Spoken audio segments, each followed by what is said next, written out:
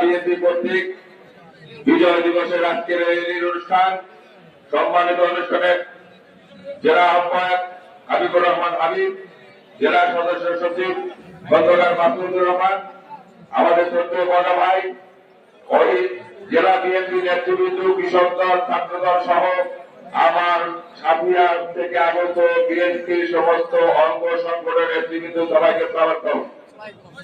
মহান রব্বুল আলামিন আজকে আমাদের এই মুক্তভাবে গত 5 আগস্ট 2024 স্বৈরাচার সরকার, অবৈধ সরকার, রাতের অন্ধকারে ভোট নেওয়ার সরকার শেখ হাসিনা দেশ থেকে ত্যাগ করার পর আমরা উন্মুক্ত ভাবে এখন ঘোরাফেরা করছেন।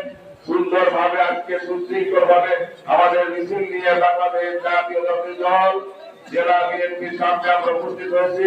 কিছুক্ষণের মধ্যে